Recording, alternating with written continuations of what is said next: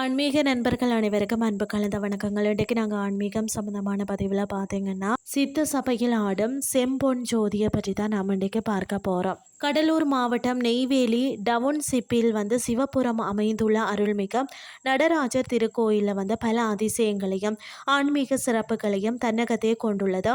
இந்த தலத்தின் சில சிலிர்க்க வைக்கக்கூடிய தகவல்களை தான் நம்ம இன்றைக்கு பார்க்க போகிறோம். அதாவது ஃபஸ்ட்டு உலக சாதனை படைக்கும் ஆடல் வல்லான்.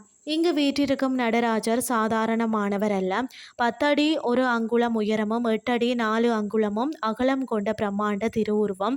சுமார் 2420 கிலோ எடையுள்ள ஐம்பொன்னால் ஆன இந்த சிலை உலகின் மிக உயரமான நடராஜர் சிலையாக கருதப்படுகிறது.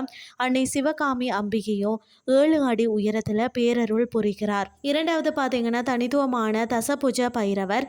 இந்த கோயிலின் மிக முக்கிய சிறப்பம்சம் 10 கரங்களுடன் காட்சியளிக்கும் தசபுஜ பைரவர். பொதுவாக சிவாலயங்களில் 2 கரங்கள் அல்லது 4 கரங்களுடன் பைரவரை பார்த்திருப்போம்.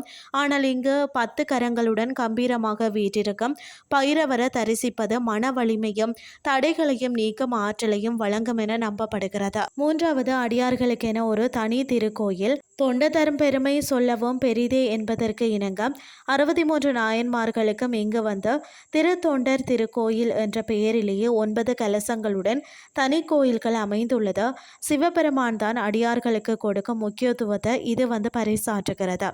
அடுத்தது திருமூலரின் பாதம் பணிந்த தலம்.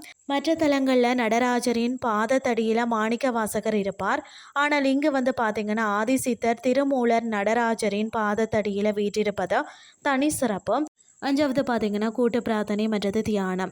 திங்கட்கிழமை மாலையில் 5:30 நோயால் பாதிக்கப்பட்டவர்களுக்காக நடத்தப்படக்கூடிய கூட்டு பிரார்த்தனை மிகவும் பிரபலமாம். அமைதி தேடுபவர்களுக்காக இங்குள்ள பிரம்மாண்ட தியான மண்டபம் ஒரு வரப்பிரசாதம்னே சொல்லலாம்.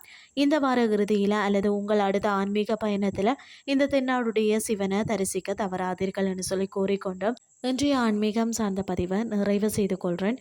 இதே மாதிரி மற்றொரு ஆன்மீகம் சார்ந்த பதிவோடு உங்களை சந்திக்கிறேன். நன்றி.